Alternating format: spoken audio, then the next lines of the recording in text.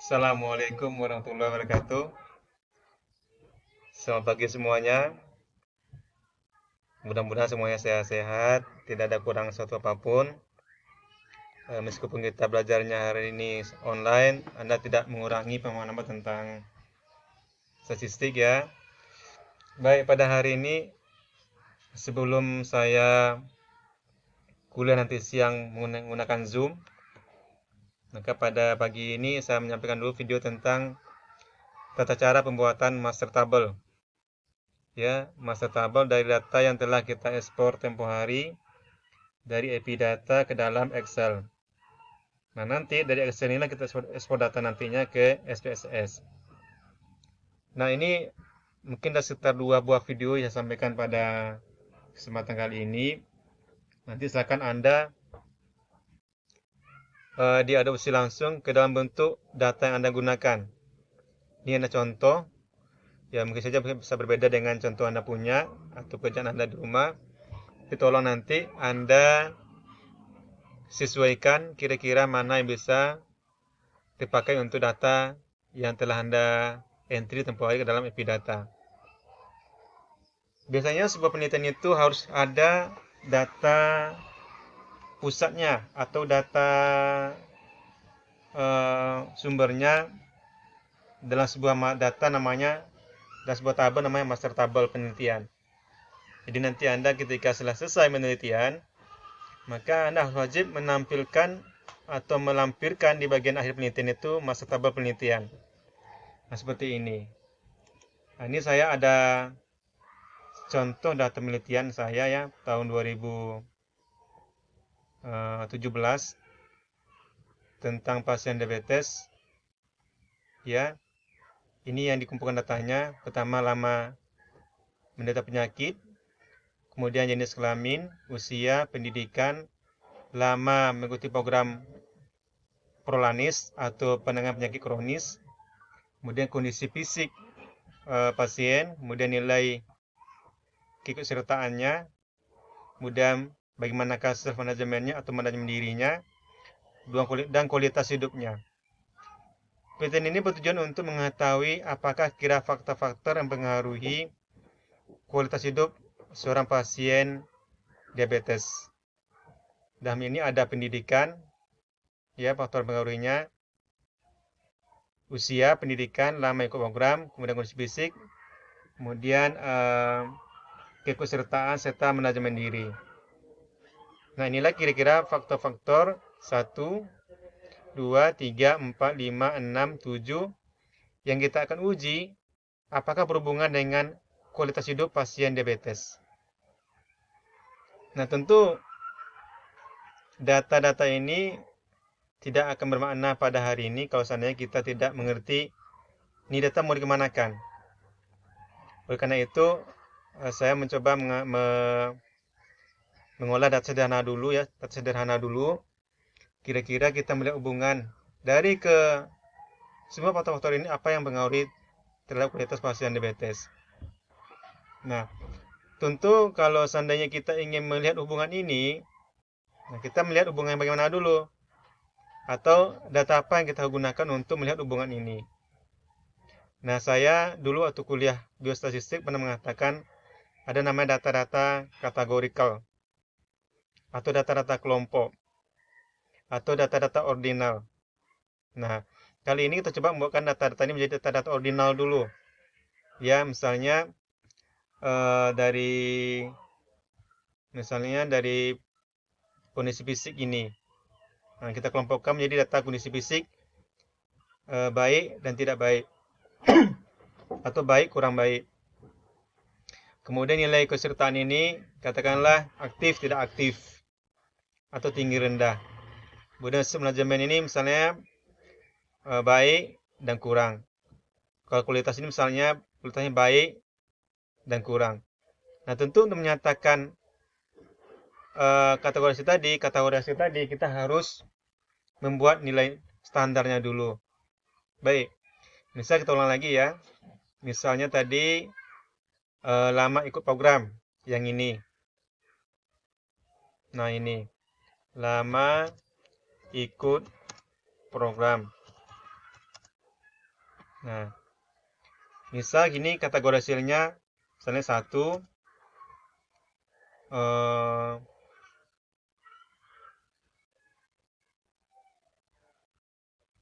lama, yang kedua baru. Nah, kemudian misalnya kondisi fisik. Kondisi fisik 1 misalnya baik, yang kedua kurang. Kemudian keikutsertaan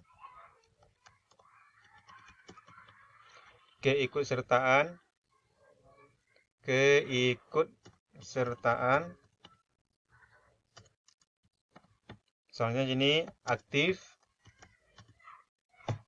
kedua kurang aktif.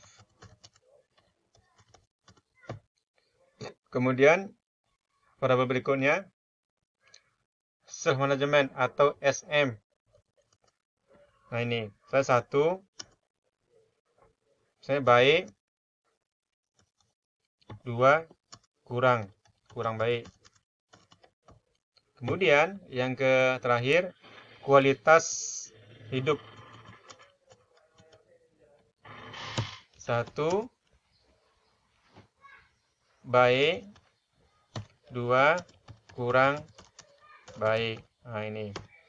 Nah, ini namanya kategori hasil.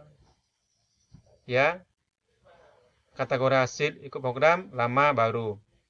Kategori kondisi fisik baik kurang. Kategori keikutsertaan aktif kurang aktif. Kategori self management baik kurang baik. Kategori kualitas hidup baik kurang baik. Nah, untuk menyatakan kategori hasil ini, kita tentu berpatokan kepada nilai-nilai ini. Nilai-nilai ini. Misalnya, lama ikut program misalnya. Ini ada nilai 2, 4. Ada yang nilainya 1, ada yang 0,5, ada yang 4, ada 1,5. Nah, kita tidak bisa menilai apakah ini dia kategori lama atau baru. Nah, tentu kita harus mengubah nilai-nilai angka ini menjadi kategori lama atau baru. Nah, perubahan dari nilai-nilai ini menjadi kategori namanya transferring. Dulu di mata kuliah statistik kita pernah belajar tentang pengolahan data dari editing, coding, transferring, dan tabulating. Nah, jadi kita harus merubah data dalam bentuk angka ini atau numerical ini menjadi data kategorikal. Jadi data dalam bentuk angka kita rubah ke data dalam bentuk kelompok. Nah, tentu ada standarnya mengatakan bahwasanya kapan dikatakan lama, kapan dikatakan baru dari nilai lama ikut program ini. Juga begitu kondisi fisik, kapan dikatakan baik, kapan dikatakan kurang baik. Tentu ada nilai standarnya dan seterusnya. Nah, untuk ini kita menetapkan dulu kira-kira nilai standar apa yang kita gunakan. Nah, biasanya dalam statistik itu dia patokan pada 2 nilai. Nilai mean atau rata-rata atau nilai median atau nilai tengah. Nah, pada hari ini saya sampaikan dulu yang pertama dulu, nilai rata-rata dulu. Misal, kita ambil satu ya, contoh kondisi fisik yang ini. Kapan dikatakan baik kondisi fisiknya? Itu mungkin bila nilai X lebih besar sama dengan rata-rata. Nah, dikatakan kurang baik bila nilai X kurang dari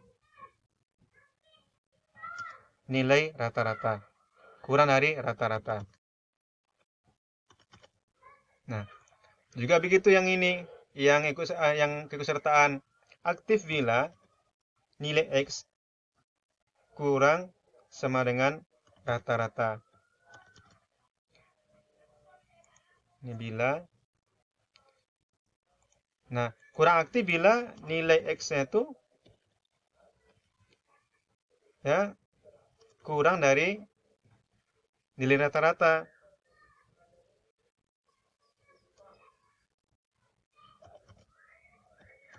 Nah, begini. Nah, jadi semuanya kita patokan kepada nilai rata-ratanya. Kemudian self-manajemen atau manajemen diri ini kapan dikatakan baik? Bila nilai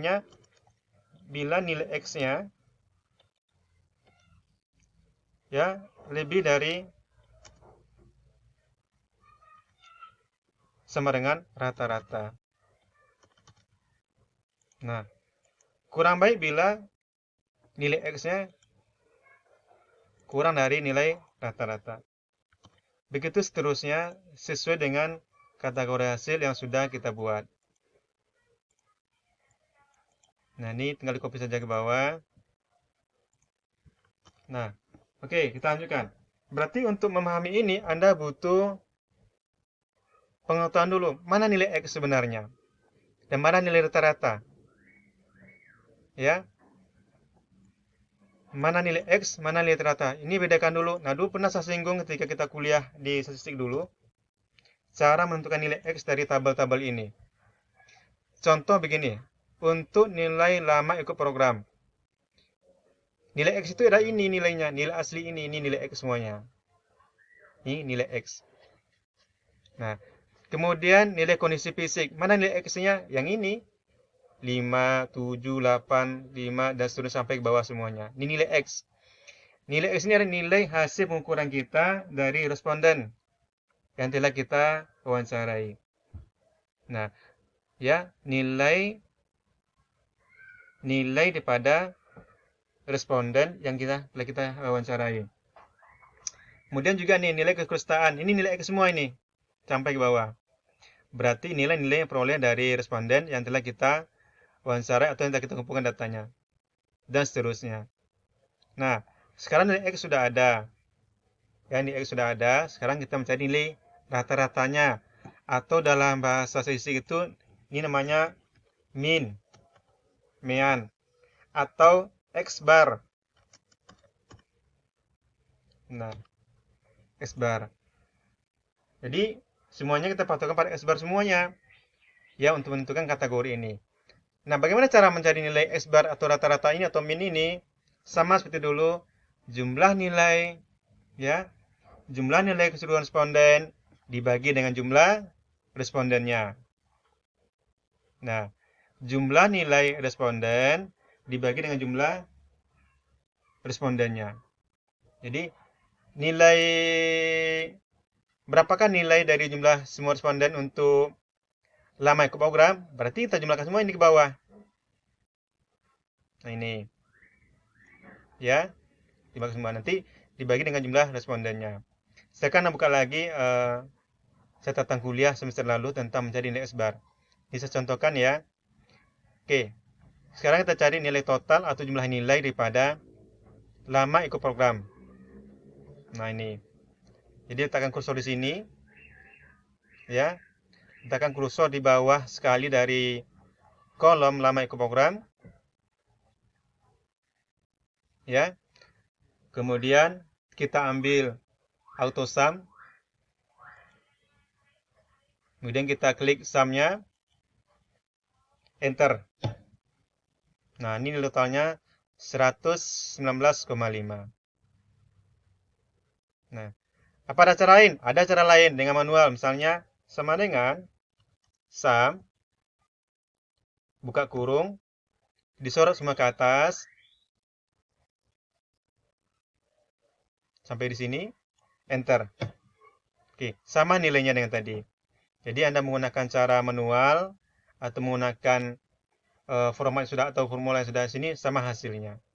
Nah, ini nilai X namanya ini, nilai X. Nilai X keseluruhan atau namanya sigma SX. Sigma SX. Oke. Baik, saya akhiri dulu video ini lantaran waktunya sudah habis. Kita masuk video kedua sebentar lagi. Sekian dulu, terima kasih. Assalamualaikum warahmatullahi wabarakatuh.